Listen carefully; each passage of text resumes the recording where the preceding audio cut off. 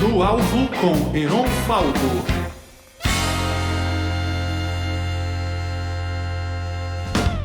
Alô, boa noite. Sejam bem-vindos aí a mais um Viva Total com Felipe Carvalho.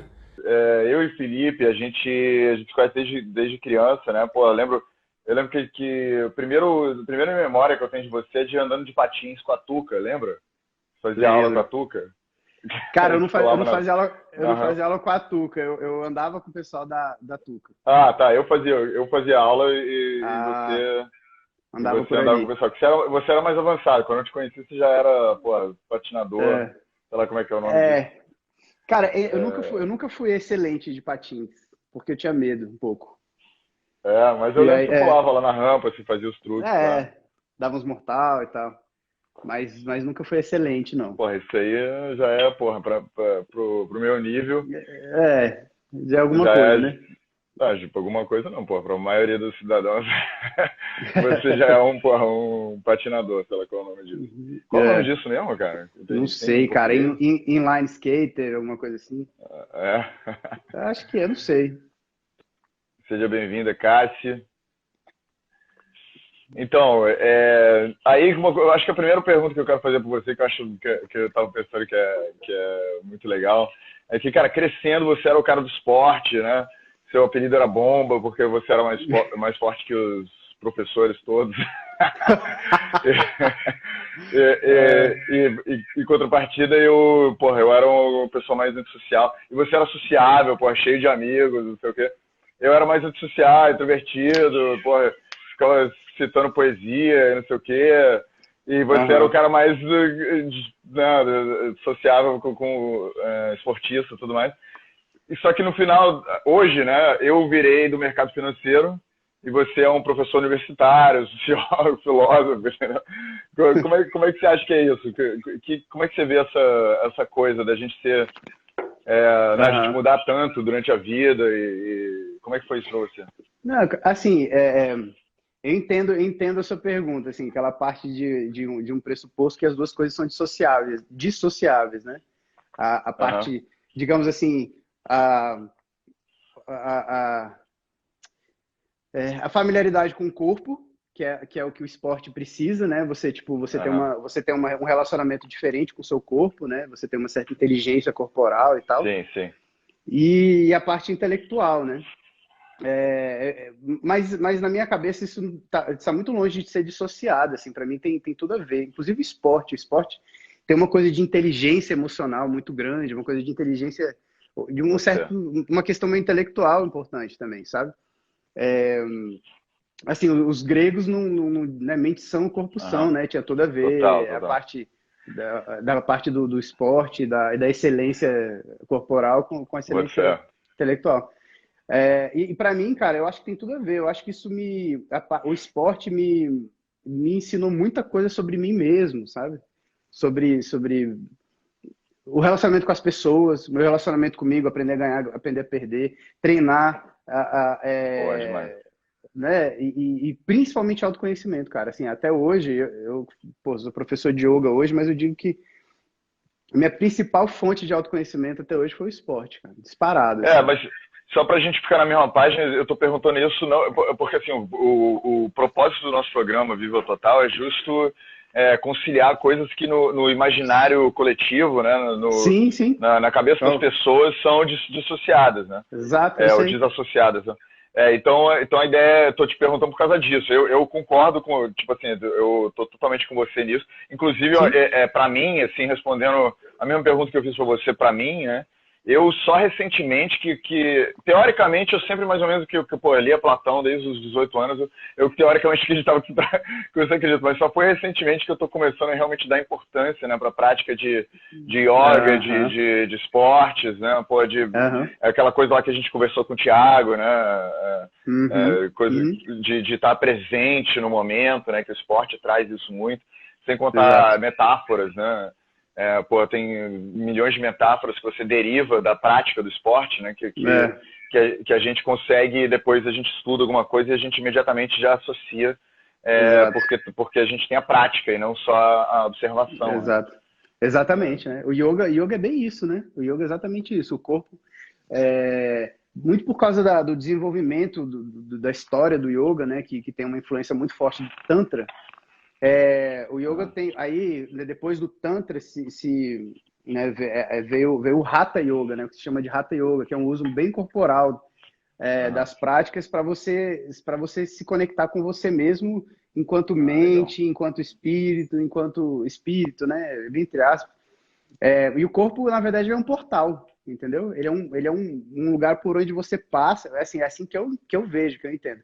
Um lugar pelo qual você passa para atingir essa conexão consigo mesmo, sabe? E eu entendo que o esporte é assim, né? O esporte faz isso. O esporte utiliza o corpo como um portal de autoconhecimento, de conexão consigo mesmo, sabe? E inclusive, cara, eu tava vendo um TED Talk, né, sobre consciência. E aí, Thiago, seja bem-vindo, cara. Tiagão! Chegou o Thiago. Tava vendo um TED Talk sobre consciência e o cara tava falando sobre como os estudos mais cutting edge, né, de científicos sobre o cérebro, neurociência e de onde vem a consciência, né? Dizem muito sobre como a consciência está intrinsecamente relacionada com o corpo, né? Que tipo assim é com o que está acontecendo, as sensações do corpo e se você, por exemplo, tirasse dizem, por exemplo, que hoje acham muito difícil a inteligência artificial produzir consciência por causa das conexões que existem, né, entre o cérebro e o sistema nervoso, né, que são muito mais complexas do que a inteligência por si só, né? Então, que é uma rede de conexões que no final transformam numa presença, né, que a gente chama de consciência. Então, acho que isso tem muito a ver com o que a gente está falando com o esporte e tudo mais, porque você precisa do corpo, né, como esse canal para coisas maiores, para consciência coletiva, talvez consciência superior, qualquer coisa que você possa chamar de divindade ou coisa do tipo, né? Porque se você não tem esse canal com sua própria consciência, ou na verdade com o seu próprio corpo, você não tem com a sua própria consciência e assim por diante, né? Então, exato. É isso aí. Ver a pessoa, ver as coisas como uma coisa integrada, né? Como uma coisa totalizante, assim. Né? Essa é o que tem a ver com o que você faz, assim. Total, com o Viva Total, né? Porque a gente tende, assim, eu entendo assim, a inteligência, ela tende a fragmentar as coisas para ela dar conta, né, da realidade. Tipo assim, é uma coisa pedagógica, né? A linguagem faz isso. Isso é isso, isso é isso. Mas não significa que na prática, né, no mundo objetivo, isso seja dissociado. As coisas não são assim dissociadas, né? E é por isso que, e aí, por exemplo, você pega a utilização do corpo em si, ela também não pode ficar dissociada da forma como o corpo se conecta com a mente, porque senão você fica no fetiche do corpo, né? O corpo é uma coisa. Exatamente. E a gente tem... Que também existe isso muito, né? Principalmente, né? A sociedade ocidental hoje, com o Instagram, por exemplo, que é foto, né, cara? Foto, você vê a forma, né? Mas isso não está dissociado do que está acontecendo dentro, né, cara? E o corpo, o Tantra é uma filosofia, cara, oriental que tem uma importância muito grande, não só no desenvolvimento do yoga, cara, mas no desenvolvimento de várias teorias filosóficas dos ocidentais. Sim, assim. Total. Existe uma influência no romantismo alemão, que depois influenciou Freud, sabe? O Freud fala corpo, mas fala de corpo, né, cara? Eu entendo que o que o Freud está falando, ele está falando ainda do corpo, assim. A gente não está falando... Porque eu tendo a ver as coisas de uma forma... não só a parte material. Eu acho que existem coisas nesse universo que não são materiais, entende? Inclusive do nosso próprio ser, né? Que é o que a gente chama de espiritualidade, né? Mas... Cara, eu moro no Rio de Janeiro, né? E para mim sempre o Rio de Janeiro foi uma coisa difícil de tragar por causa dessa coisa de culto ao corpo que existe aqui muito, né? Essa é a cidade que passa mais tempo, as pessoas passam mais tempo na academia do mundo, cara. Então para mim, eu era meio monge, né? Tipo, eu era totalmente desconectado do corpo, assim, meu corpo foi Foi passear enquanto eu ficava. aí, aí eu sempre tive. Hoje eu moro aqui no Rio de Janeiro, então pra mim tá sendo muito legal essa reconexão, né, com o meu corpo, redescobrir meu corpo. E hoje eu tô, tipo, descobrindo o outro lado, né, dessa parada e descobrindo muita gente legal pra caramba aqui e vendo o Rio de Janeiro com outros olhos. Mas como eu era, porra, viciado em Platão muito cedo na vida, né? Aí e Platão era muito crítico da sociedade ateniense, eu sempre chamava por causa do culto ao corpo que existia na época dele e tudo mais. Eu sempre associava, né, o Rio de Janeiro com a Atenas moderna, né? Tipo, a galera andando de toga, malhadona. Mas, cara, antes da gente filosofar demais, né, porque eu acho que dá pra ver que a gente tem essa tendência. Vamos tentar botar a galera para participar aí, falar para todo mundo fazer perguntas, para a gente se manter aí juntos, todo mundo. A gente não começar a viajar muito nas tangentes. Me diz uma coisa, você tá bebendo que chá, cara? Chá de hibisco, cara. Eu gosto de chás mais frutados, né? Esse chá de erva eu acho muito forte. Aí, bom, depende, né? Não, eu tô bebendo aqui de uma fruta indiana chamada Kipiku Shanawawa.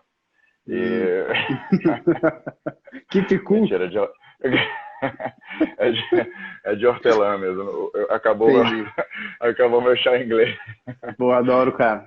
É chá marroquino, né? Assim, tem muito. Bom, é hortelã. Eu sempre. Meu hortelã e menta são coisas diferentes, né? Ou é a mesma coisa? Sei lá, bicho. Aqui tá na embalagem. Eu não sou muito do chá, né? Eu não sou. Eu poderia ter feito uma pesquisa aqui antes para aparecer de ser intelectual do chá. Mas eu curto, cara, eu gosto de bebida quente, só que eu curto muito café, cara, adoro café, mas café não é muito bom pro meu estômago, assim. E me ativa demais, né? Eu não sou. Eu já tenho muito fogo já, sabe? Eu não. Cara, eu sou o contrário. Eu preciso, mas café também, cara. Se eu tomar 3 cafés, aí eu fico mal. Mas eu preciso de estimulante, sabe? Eu tomo vitamina, entendeu? Pra estimular, cara, senão eu fico muito introspectivo, sei lá. Entendi. Pois é, eu sou o contrário, cara. Eu sempre fiz muito esporte até por isso também, cara. Eu tenho muita energia, sabe? Energia, e, bicho, eu preciso gastar, na verdade, né? Porque quando você tem energia assim, você não tem como, né? Não tem como travar ela, tem que gastar. Mas fora isso, eu também não deveria. Mas isso é verdade, porque quando eu faço esporte, cara, eu não consigo dormir. Porque de repente é isso que me falta, né? Tipo, fazer esporte mesmo. Exatamente. Né? Eu faço exercício todo dia, né? Mas esporte é outra parada, né? É outra parada. Eu sou sempre favorável a esporte, exatamente pelo que a gente estava falando mais cedo, porque ela exige uma outra parte sua que não só o corpo, né? Você tem que pensar, você tem que... Pô, eu sei que você joga tênis, eu me amarro jogar tênis também, cara. Tênis é um xadrez, né? Tênis, jiu-jitsu, são duas coisas que eu tenho feito muito. E é xadrez, cara. Jiu-jitsu é xadrez. Bora jogar, chega aí no Rio, cara. Você tem plano pra chegar no Rio, não? Como é que é? Você tem plano pra vir pro Rio? Cara, não tenho plano, mas eu tenho que... Mais uma hora dessa eu vou, cara. Eu tô devendo visitas aí, bastante. Mas vamos jogar quando eu for. Eu adoro jogar tênis, cara. E aí é uma super estratégia, né? É tipo um xadrez. Tá aqui o Thiago claramente conhece o Kipiku Shanawawa. Ele tá aqui citando. E tá te perguntando se você já tomou chá de ayahuasca. Cara, já tomei. Já tomei. Ayahuasca é divino mesmo, né, cara? É uma coisa divina. Certamente é um... assim, ó, a analogia que eu tenho com ayahuasca... Vai falando que eu já volto. Tá. Fala, tá. Cara, eu já fiz alguns retiros, assim, de meditação, que eu fiquei um mês, aí... o ayahuasca você tem em casa, legal. Eu já fiz alguns retiros de meditação que eu fiquei, assim, um mês, você faz silêncio, você faz meditação, você faz... Cara, não existe telefone, não existe televisão, não existe nada, então você tá ali. E aí, no final desses retiros de um mês, 2 meses, aí, cara, você entra em um estado, né? Entendeu? Um estado interior, não é um estado para fora, é um estado para dentro. E a analogia que eu tenho é que, tipo, a ayahuasca, ele te coloca nesse estado, é tipo um atalho, né? Você não precisa ficar um mês em retiro de silêncio, entendeu? Ele te coloca nesse estado, Você. que é um estado que eu entendo que é um estado de não ego, digamos, sabe?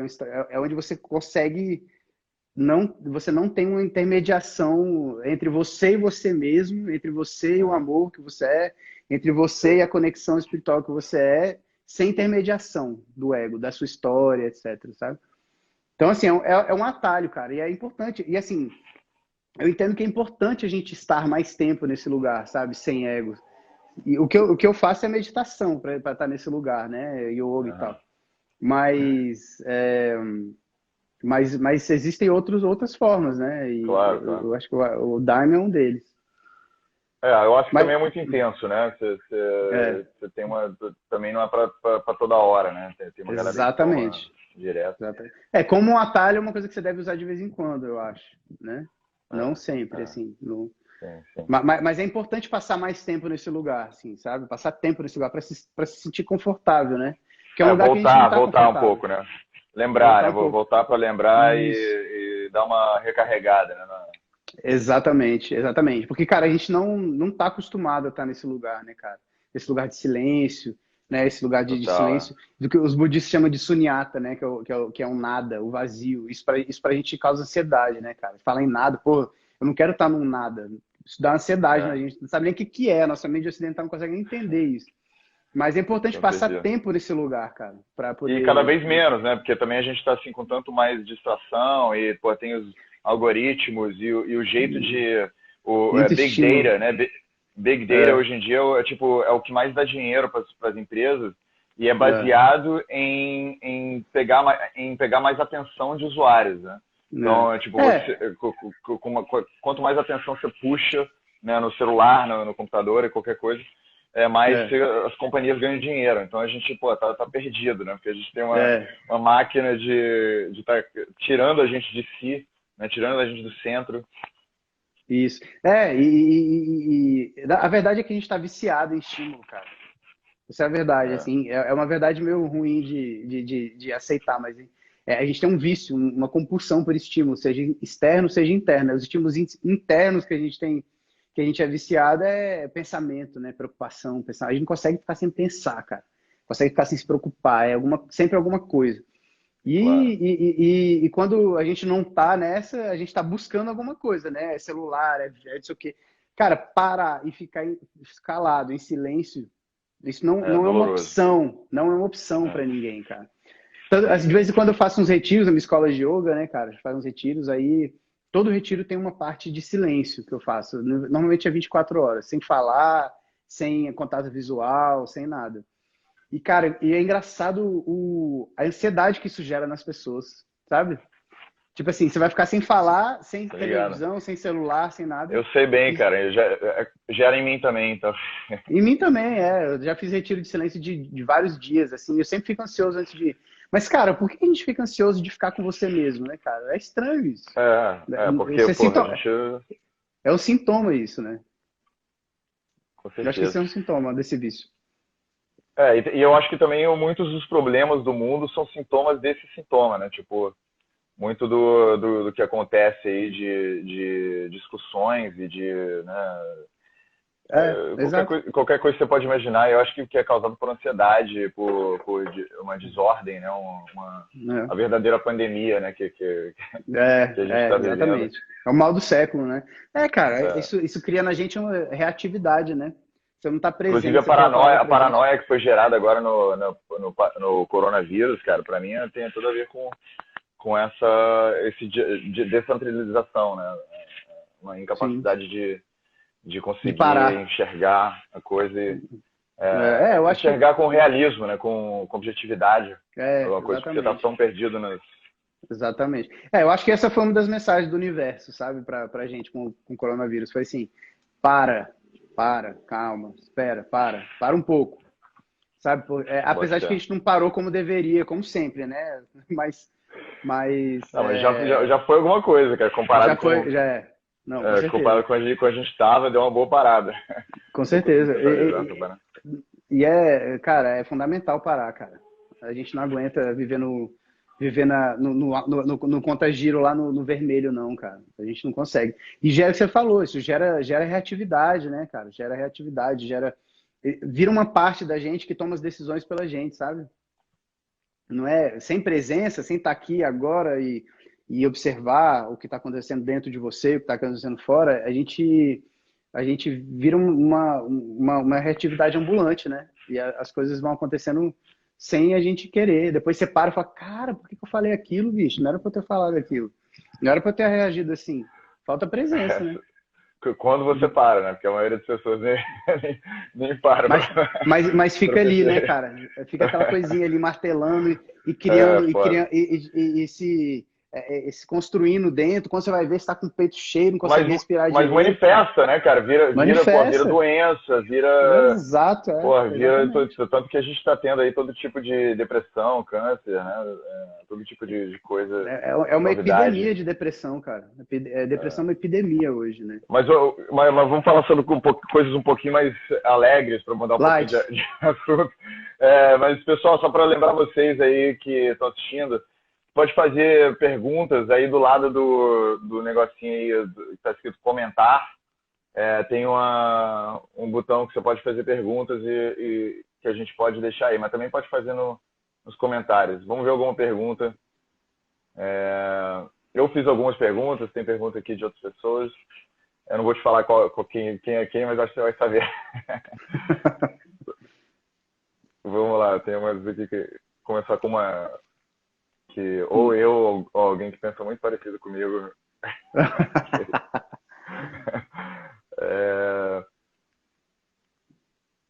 Como dar uma com mais simples. Uhum. O que você faz na prática de espiritualidade e religião? O que eu faço na prática? Cara, meditação e yoga, né? Meditação, principalmente.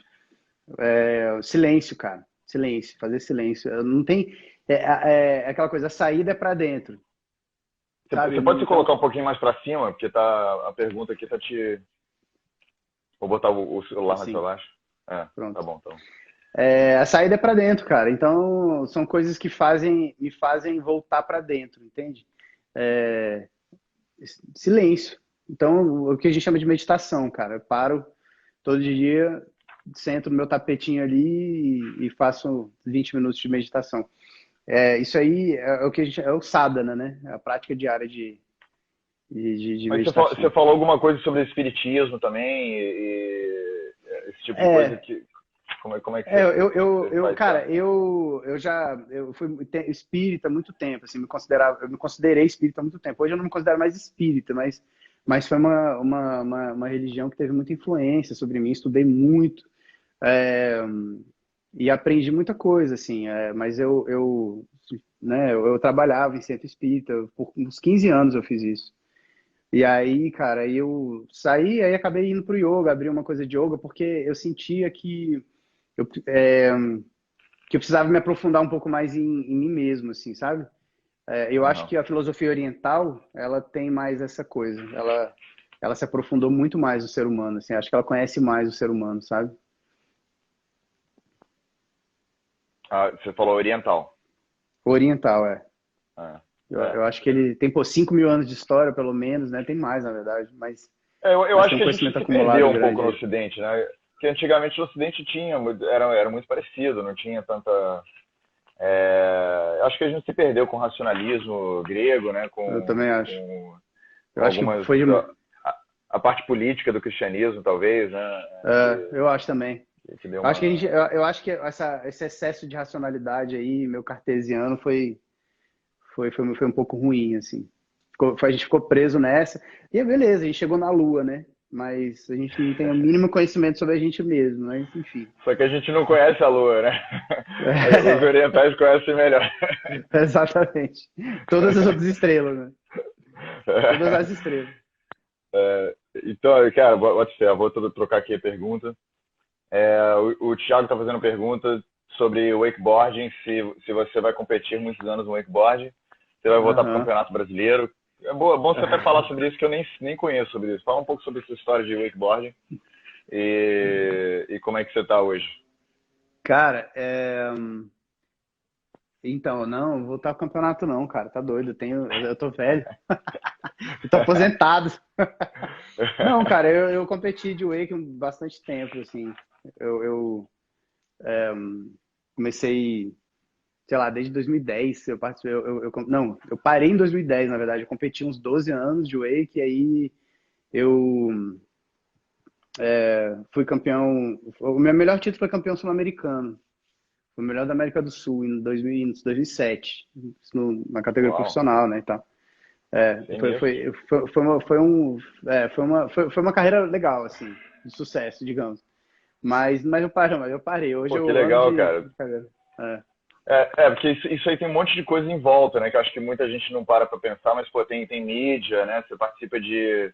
você sim, tem umas experiências únicas, né? Que não são só o esporte, né? Que são... Tem a exato. ver com exposição, né? Com entrevistas, Não, né? sim, Com... sim, sim. Eu era atleta, né, cara? Eu era, assim, eu tinha que ter sucesso né, no esporte, ganhar campeonato e aparecer, né? Então, assim, eu vivia dessa, assim, eu ganhava dinheiro, né, e tudo, eu era atleta profissional. Então, eu Você vivia tinha dessa, patrocínio. tinha patrocínio, vivia dessa exposição. Então, tinha uma questão de imagem, tinha um monte de coisa.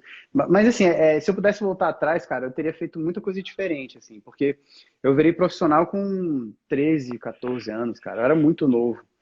E, cara, eu fiz muita besteira em negociação com patrocínio, sabe? Eu fico pensando assim, cara, o nego me passou pra trás. Fico Claro, mas pensando, super normal, cara, era porque muito novo. o atleta, o artista, ele é usado, né? Eu já fui músico aí durante um bom tempo É, e esse é o processo, né, da indústria. Tem um monte de é, velho barrigudo que é, que se é, aproveita, né, da é. inocência, né? Exatamente, me faltou, digamos, uma pessoa mais velha e tal, para me empresariar, né, e me orientar e Bota tal. fé. E tanto que o Ronaldinho Gaúcho foi preso, né, por falsificar passaporte, né? A inocência é É. muito grande.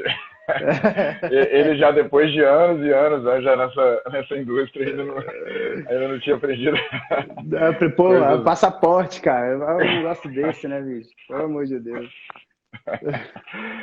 Mas, cara, conta um pouquinho sobre essa experiência, tipo, de mídia, de pô, entrevistas, o que isso causa no ego. Eu acho que você vai ter uma boa experiência, tipo, uma boa É, história para contar sobre isso.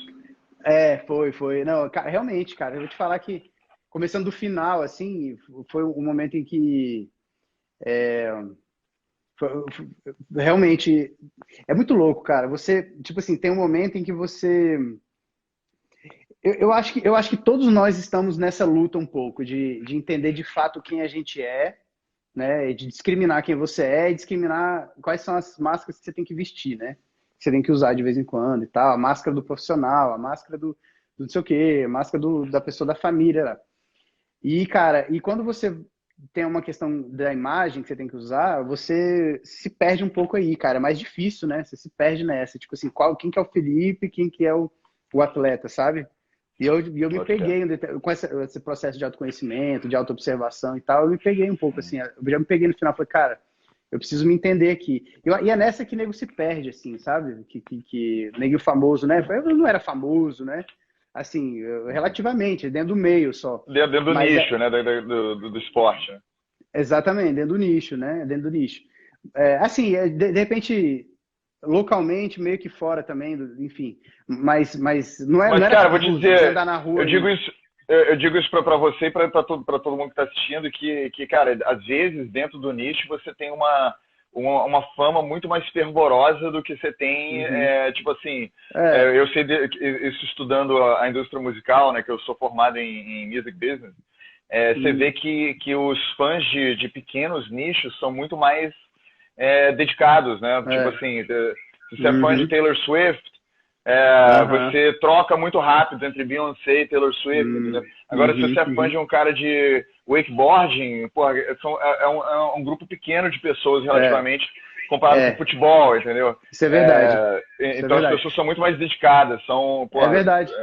Não, e mais faz sentido o que entregues. você está falando, assim, então, assim, eu virava, eu vestia a máscara do atleta principalmente dentro de campeonato ou lugares, festas e tal. Aí eu fico imaginando pessoas que são famosas mesmo, assim, cara. Bicho, e eu conheço algumas, bicho, é muito. O nego se perde nessa loucura de fama, sabe? Tipo, você não sabe mais quem é você não sabe mais o que é máscara, o que é fama, não sei o quê. E aí o nego vai se perdendo, sacou? Aí começa a beber demais, aí começa né, enfim, a arrumar amortecedores, e porque você tá desconectado e tal. Claro, claro. E foi um amigo meu, cara, que uma vez me deu um toque, assim, falou, cara, você fica meio esquisito no campeonato de wake, cara. Por que você fica assim? Cara, caiu a ficha, sabe? Eu falei, cara, porque eu era muito novo, né, cara? Quando ele me falou isso, por exemplo, eu tinha, sei lá, 17 anos, 18 anos.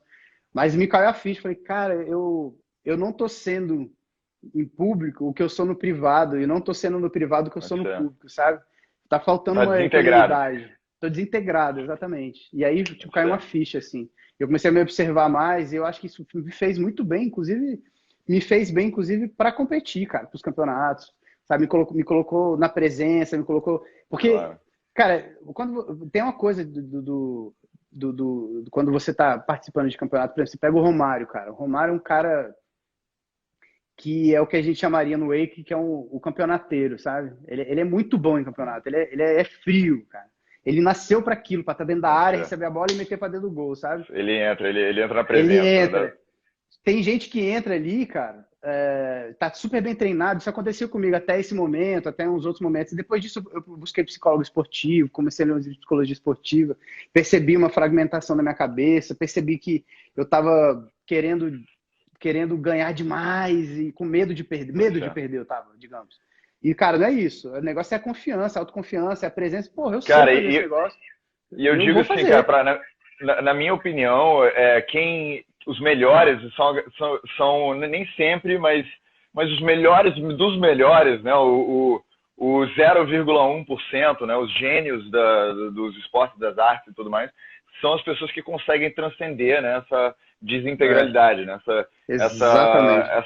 Essa tensão que sempre existe. Ele consegue ultrapassar a tensão e ficar totalmente presente. Eu, por exemplo, saí da música, né? Saí da minha carreira musical, porque eu percebi que na época, pelo menos, eu não estava conseguindo ganhar disso, sabe? Eu percebi que estava tendo aquela batalha e eu percebi que eu estava perdendo sempre, entendeu?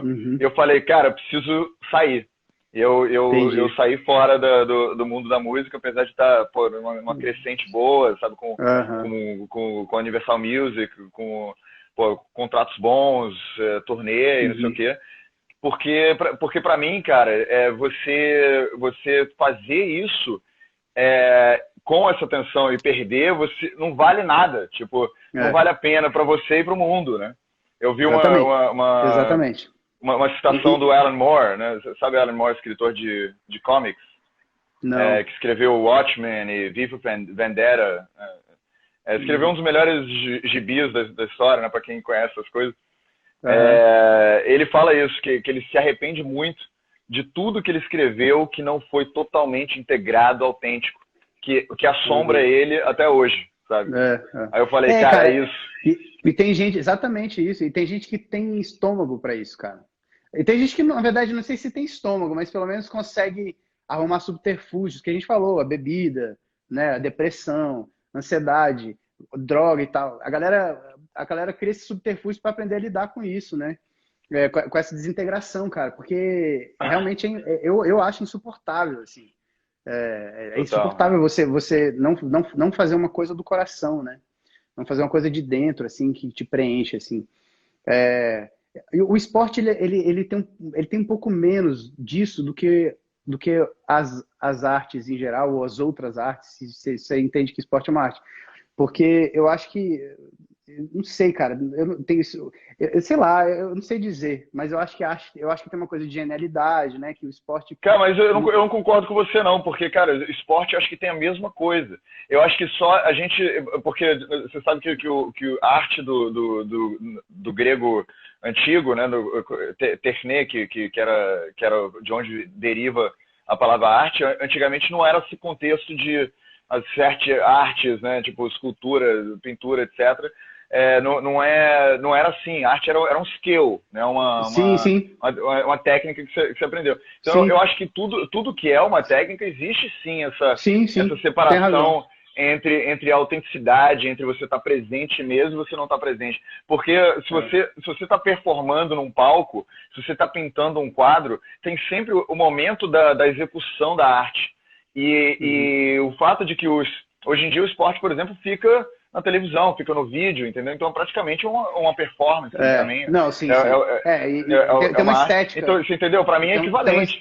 Ou você está presente ou você não está. E vai ser bonito, vai tocar as pessoas, vai se conectar com as pessoas se você estiver sendo autêntico e vai afastar as pessoas se você não tiver. Sim. Você tem razão. Esporte é uma coisa de estética importante, né? Ainda mais esporte de prancha, que tem essa cultural dos esportes de prancha, você aliar a estética com isso, né? Tipo, it's not what you do, but how you do it, sabe? Tem essa coisa. Você pode fazer uma coisa super simples, mas tem que fazer ela bonita. Mas eu não sei, eu não tô conseguindo expressar a minha ideia, assim, que eu não sei se... Sabe que tem aquela coisa da arte do dom maldito, sabe? Do talento maldito, que a pessoa tem um talento, não consegue fugir dele, mas não gosta do talento que tem, mas não sei, eu não sei me explicar, eu acho. Esporte não tem isso, cara. Às vezes você tem o talento, mas tem como fugir dele. Às vezes você nunca põe uma prancha de wake no pé, você não vai nem saber, sabe? Cara, eu não sei. Talvez porque você se desenvolveu muito no esporte e você talvez gostaria de ter se desenvolvido um pouco mais da arte, não sei. Porque eu sinto, tudo que você está falando, eu vejo isso no esporte. Tipo, eu vejo gente que, porra, eu tava vendo uma entrevista com uma âncora de TV famosa, esqueci o nome dela, eu tava fazendo um curso dela, na verdade, sobre comunicação, e ela falou que ela era jogadora de basquete e é frustrada. E ela falou justo o que você tá falando, que ficou uma coisa assim, acompanhando a vida dela o tempo todo, que ela nunca foi, né, jogadora de basquete, e ela acabou sendo uma âncora de TV e tudo mais. E super bem sucedida, né, mas entendeu? Existe isso. Então, de repente, como você... Tipo assim, muita gente me fala que existe genialidade na música, né? Tipo assim, pô, você faz o que você faz porque você nasceu com dom. Eu falo, porra nenhuma, eu treinei pra caramba. Eu acho que você... E eu comecei assim, pô, sendo muito ruim. É aquela grande coisa, assim, quando você... o gênio, né? Eu entendo assim, que o gênio alia a disciplina com o talento, né, cara? É difícil... Enfim, tem gente que tem só talento e tem gente que tem só disciplina. Os dois vão ser muito bons, mas gênio mesmo, assim, eu entendo... Posso estar errado, mas falaram isso pro Vinícius de Moraes, né, cara? O João Cabral de Melo Neto, eu que sou meu proveito estético, ele certamente na literatura, principalmente, assim, apesar de que eu me amarro em música, cinema e tudo, mas na literatura em geral. Então, o João Cabral de Melo Neto, que era...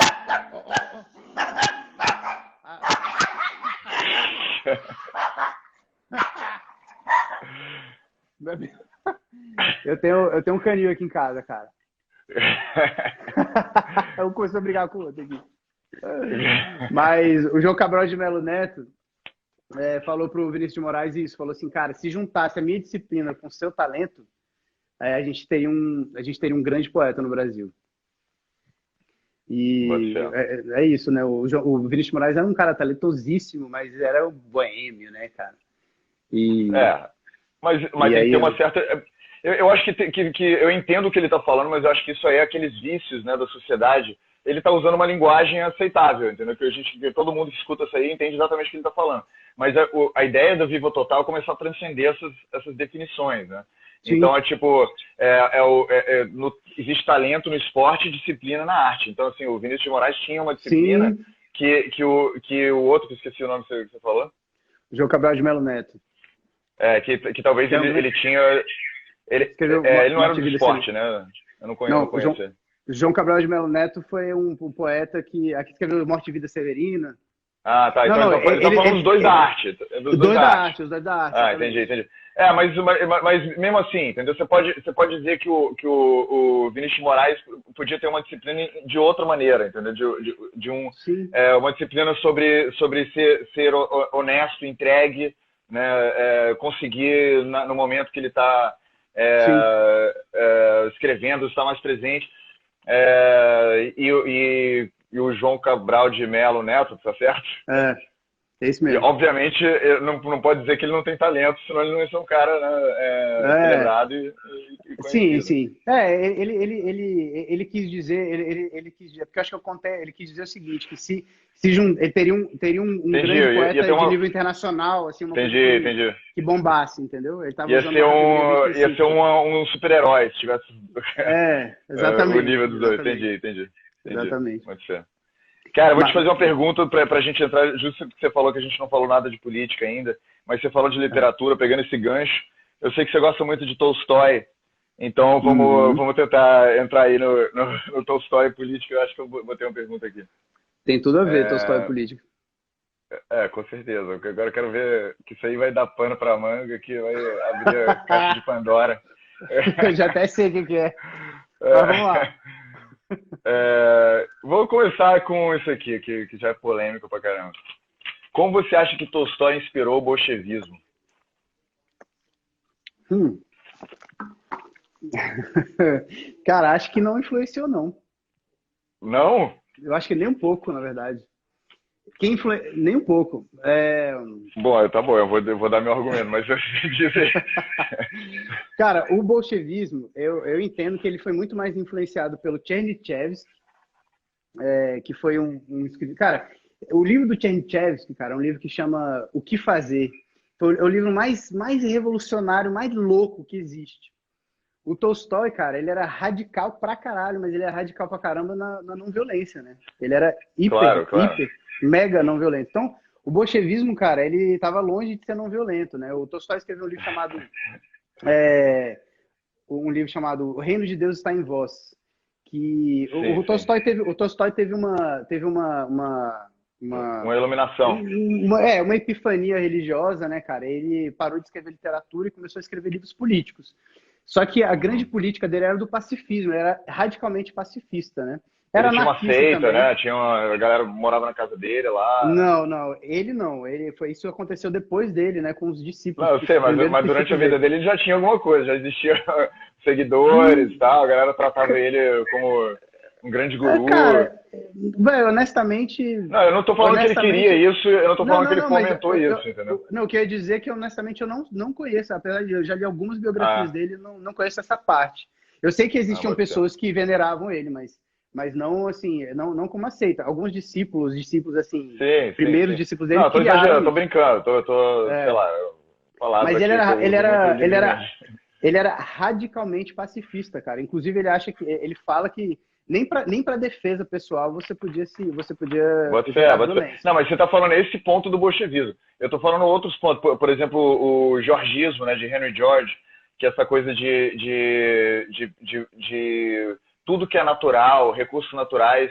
O Tolstói adotou isso no final da vida, né, que ele acreditava que tudo Sim, que era recursos naturais e tudo mais tinha que ser igualmente dividido. Os lucros advindos sim, desse tipo de coisa tinha que ser igualmente dividido entre sim, a população sim, que era proprietária daquela sim. coisa. Isso para mim é uma Ele, ideia totalmente bolchevista, né? ele, Uma ele, ele- ideia.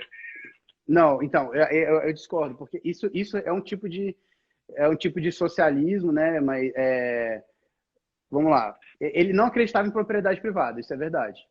E eu discordo dele Não, dessa propriedade parte. natural privada, né? Ele acreditava em propriedade privada em termos de o que o homem criou. Então, se você construiu em cima dentro do. Tipo assim, você tem uma terra, você não pode cobrar o aluguel da terra em si, você tem que dividir, mas sobre o prédio que você construiu, você não precisa dividir. Entendeu? Porque você construiu Então, é uma melhoria daquela terra. Entendeu? sim, sim. Então, vamos lá. O bolchevismo é marxista, certo? E o Marx não é porque, digamos, o Tolstói tinha um tipo de socialismo, né? Ele era socialista de uma determinada forma, mas nem todo socialista é marxista, né? O marxismo, Total. então, por exemplo, eu entendo que é um socialismo mais pro dom, assim, o do Tolstói, sabe? Que é um socialismo meio Aham. radical, mas não é marxista. O bolchevismo eu entendo que é marxista. Por quê? Por que marxista? Porque o marxismo é um tipo de é uma teoria de relações de trabalho, né? Primariamente, fundamentalmente falando. né? Então, assim, o socialismo marxista, ele é um socialismo que quer, na verdade, regular as relações de trabalho, e não necessariamente a propriedade privada, não necessariamente o Estado, sim. né? E não Entendi. necessariamente a produção econômica, na verdade. Então, para o Não, tá marxismo, bom. a produção econômica era uma coisa boa. Ó, então, mas eu concordo com você totalmente. Eu não estou falando que o Tolstói é uma, vamos dizer, um sine qua non do bolchevismo. Eu tô falando que ele o solo que ele deixou na Rússia, entendeu? O realismo que ele trouxe, por exemplo, na literatura, que foi em contrapartida com um romantismo, talvez, literário, entendeu? Isso é uma coisa. O socialismo das ideias dele também, o pacifismo que é usado, né? Apesar do bolchevismo não ser pacifista, eles muitas vezes sequestram as ideias pacifistas para usar como demagogia, entendeu? Para acusar as classes mais ricas de violência contra a classe trabalhadora e coisas desse tipo. Esse era um solo da Rússia mesmo, né? Tipo, existiam ideias revolucionárias na Rússia muito fortes, mas como eu disse, assim, o Tolstói era talvez um deles, sim. Mas, pô, sim. Chernyshevsky, claro. esse realismo literário, cara, ele era uma coisa muito forte, apesar do Tolstói, né?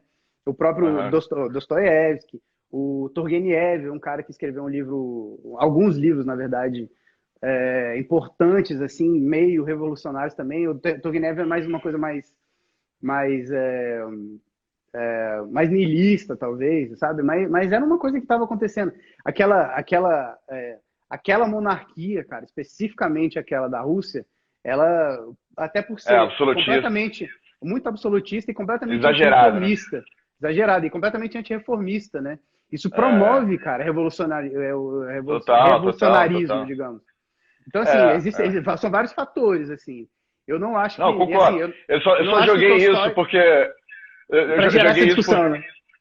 Porque eu sabia que ninguém fala isso. É raro falar isso. E foi um insight que eu tive, tipo... Entendi. E achei que ia gerar essa discussão, então deu certo. O Lenin, cara, o Lenin leu Chernyshevsky com muito vigor. Ele andava com o livro do Chernyshevsky na mão, assim. Muito mais do que Marx, inclusive. Pode ser. Então vamos dar dose de Dânia para esse assunto e vamos para outro menos polêmico, talvez. Acho que a gente já cobriu o Tolstói um pouquinho. Vamos falar sobre o Brasil, cara. Uhum. Olha, outro assunto polêmico. O menos polêmico. Você acha que o Brasil precisa de um Martin Luther King e Gandhi? Cara, eu não acho que o Brasil precisa, não. Eu acho que o mundo precisa. Todo mundo precisa, cara. Eu acho que precisa de um Martin Luther King em cada bairro, cara, desse mundo, velho. Sério, a gente precisa aprender a resolver conflitos de forma pacífica, cara, não passiva. A gente precisa... Os dois são completamente combativos, né? Não tô falando que a gente precisa de gente combativa, mas pacifista, cara. A gente precisa de gente lá na presidência, ou para lidar com a presidência, combatendo, mas sendo pacifista. Não é falar em arma, não é falar em vamos armar a população, vamos invadir o Congresso, não, vamos pegar os bolsonaristas e vamos fazer não sei o que com o bolsonarista. Velho, nada de... Bicho, isso é... A gente tá voltando para a Idade Média, cara. Apesar de eu acreditar que certas pautas são certas pautas, mas eu concordo com você com o sentimento, né? Eu acredito que esse sentimento precisa ser prioridade, né? Precisa ser a prioridade número 1, porque para a gente poder transcender a coisa do barbarismo básico, né? Exato. Do começo da pirâmide de Maslow, para a gente poder ir para... Exato. Não, e eu concordo plenamente com você, cara, e é exatamente por isso que eu não sou marxista, exatamente por isso que eu não sou socialista. Porque hoje em dia é essa polarização, né? Se é de esquerda, você é socialista, é comunista. Se é de direita, você é fascista. Cara, existem esquerdas e direitas, né? Então, assim, eu falo, eu sou de esquerda, eu falo, você é socialista? Não, cara, eu sou socialista exatamente pelo que você falou.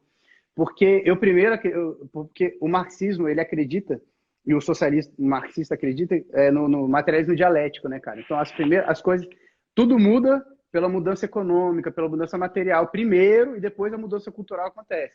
Eu sou o contrário, eu sou exatamente o contrário. Eu acredito primeiro na mudança cultural, cara. Da gente Pode criar ser. esse sentimento de que tá todo mundo no mesmo barco, de pacifismo. Beleza, a gente tem discordâncias políticas e isso é que faz a política ser política, inclusive. Né? O dissenso, né, cara, faz a política ser política, entendeu? Porque o consenso não é política, o consenso é polícia, né? Concordo, Então, concordo. beleza, Então, então vamos eu costumo discordar dizer, cara, que pacificamente. eu costumo dizer que eu sou assimista, né? Tipo, esquerda ou direita, eu gosto do lugar de cima, né? Tipo, que em outras palavras é isentão, né?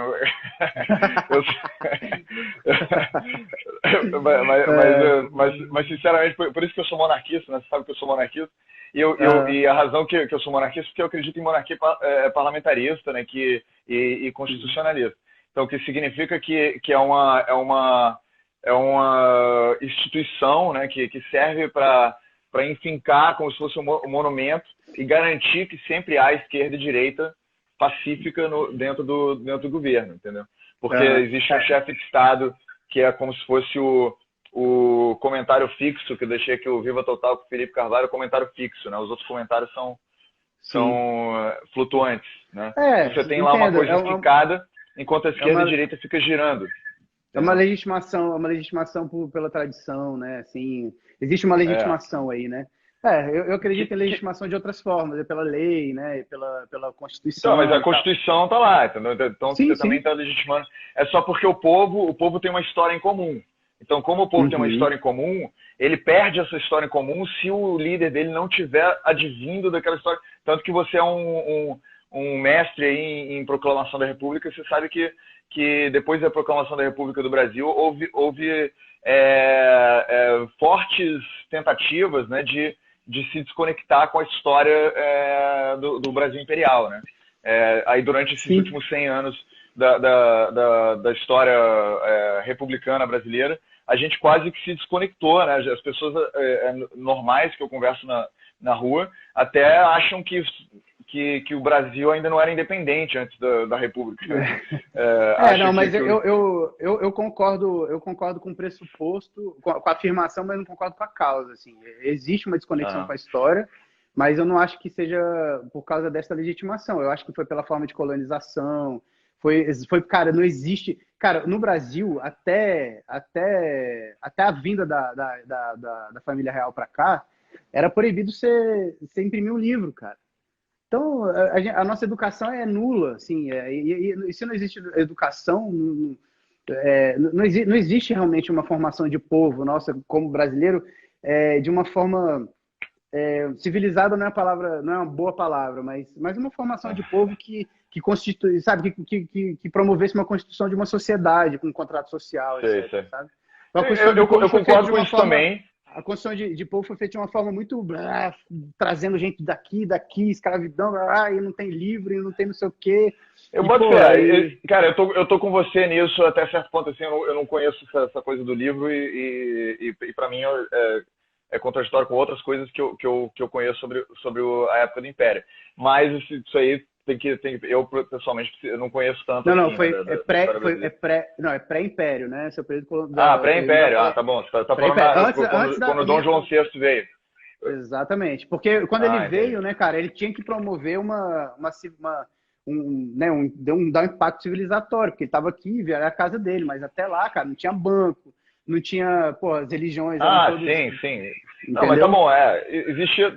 Tá bom, mas eu tô falando do Império. Tipo, eu também gosto muito de Dom João VI, mas meu argumento era Brasil independente, né? Existiu depois de 22. No Império existiu principalmente no segundo reinado, existiu uma tentativa, na verdade, de criação de um imaginário brasileiro, né, através do romantismo e tal.